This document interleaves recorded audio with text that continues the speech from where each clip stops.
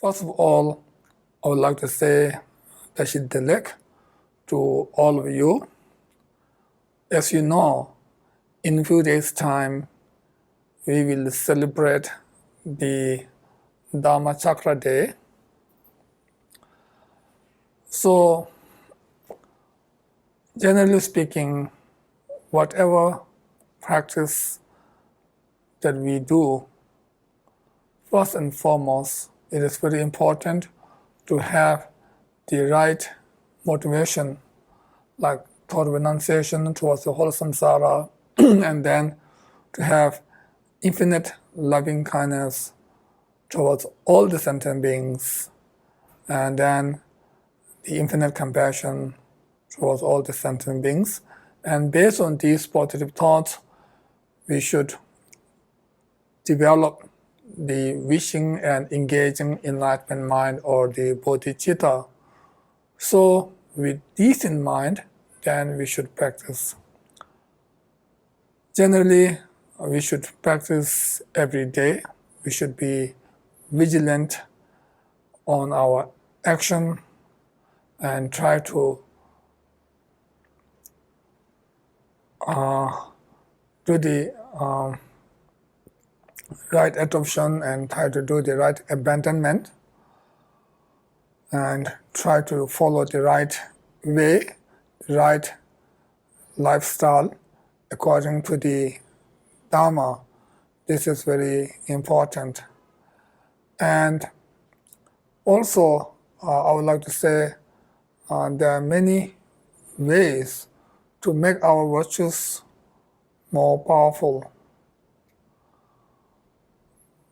One is, of course, if one does a Dharma practice that has the right motivation in the beginning, and also that has right visualization during the actual practice of Dharma, and the right dedication at the end, then it means the practice of Dharma is a complete practice of Dharma, which has the beginning part, the middle part, and the conclusion part.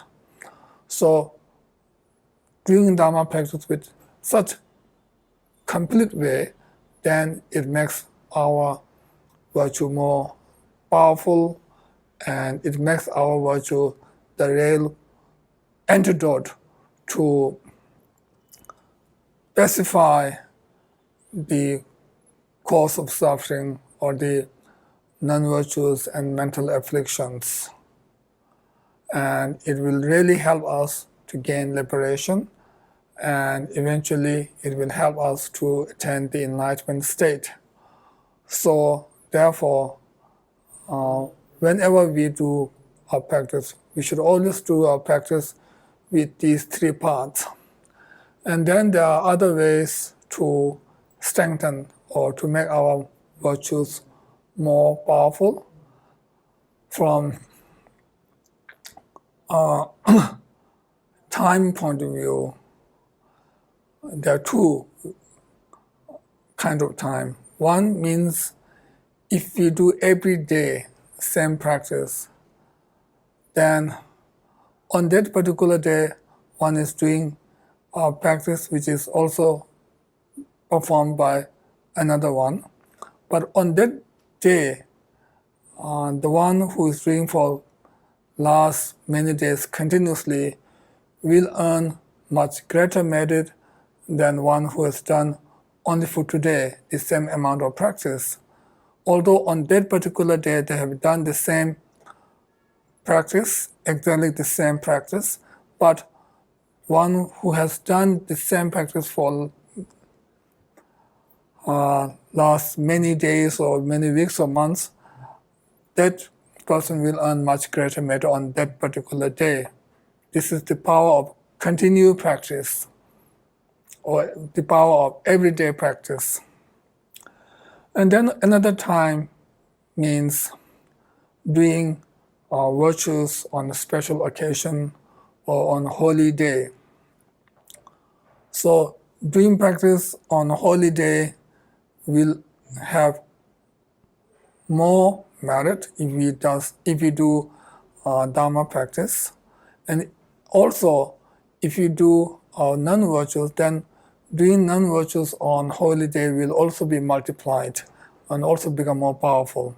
So whether we do good or bad, all these actions will be more powerful if you do on holy day or on special occasion. So therefore, generally we should be very vigilant and we should be careful on what we are doing, what action that we are taking.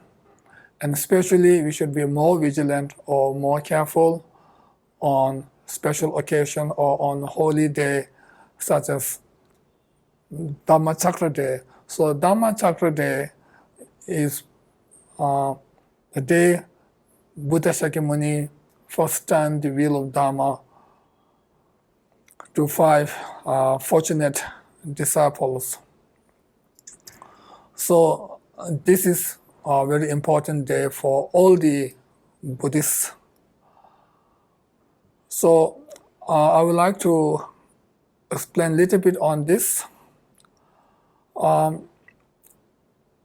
According to our tradition, we believe that Buddha Shakyamuni or Prince Gautama or Prince Siddhartha attained the Buddhahood under the Bodhi tree on the 15th day of the Vesak month.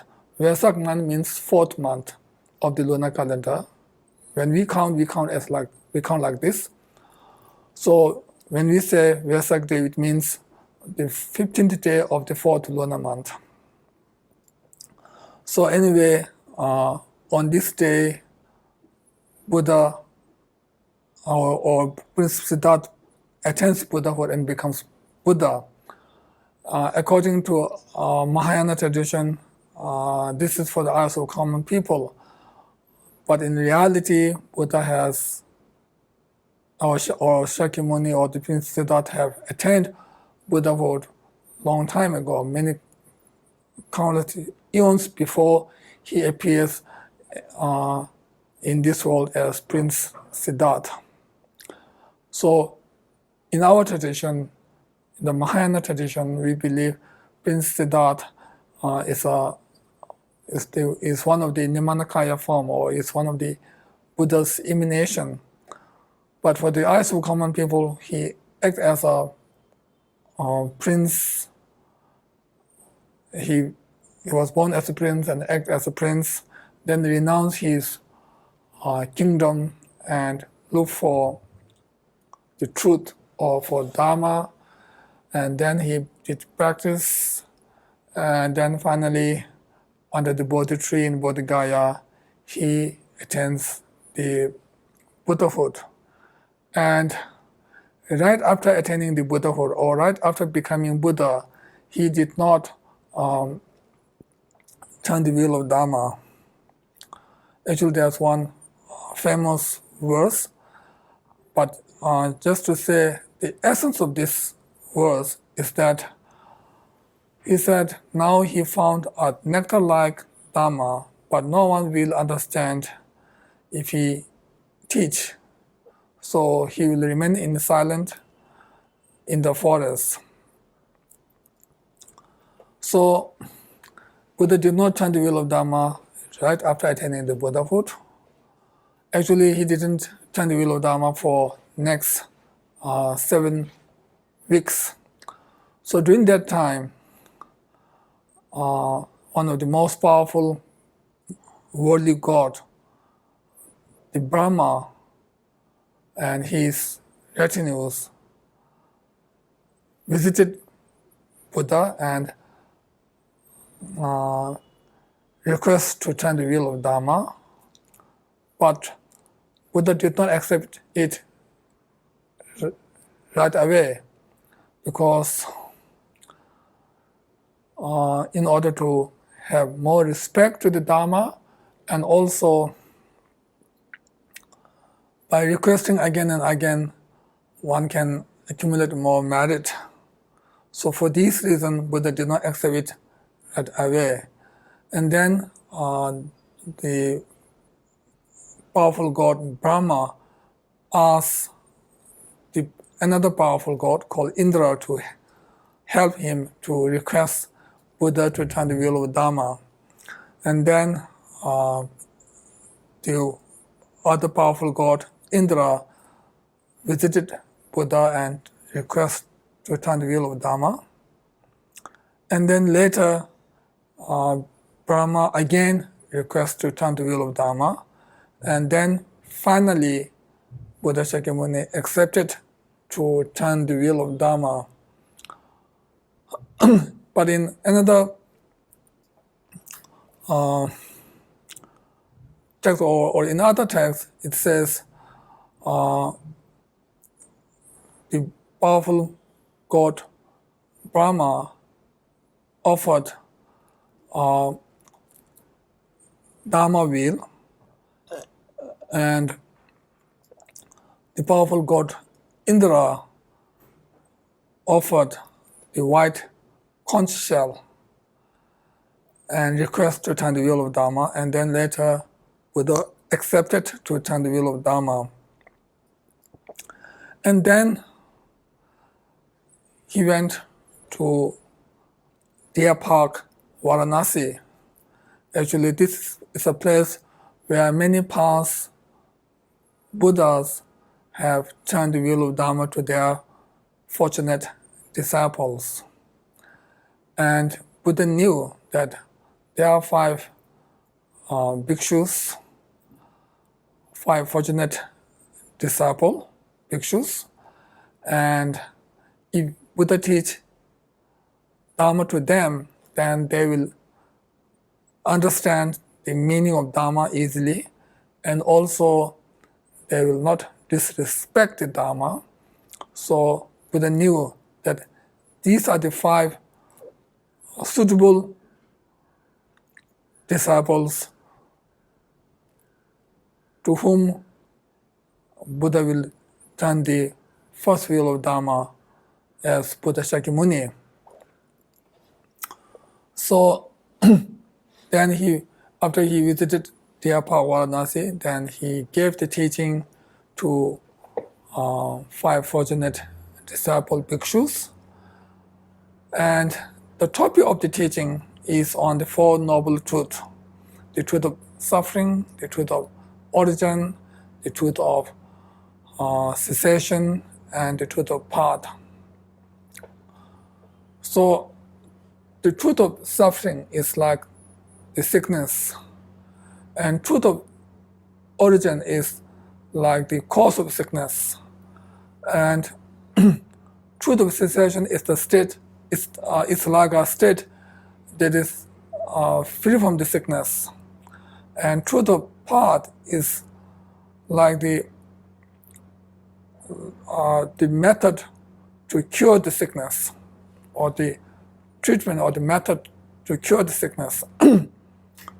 So when person is sick, then first the doctor need to diagnose, but doctor need to identify what kind of sickness that this patient has. So first the doctor need to know what is the sickness, what kind of sickness is that. And after knowing, then doctor will try to remove the cause of sickness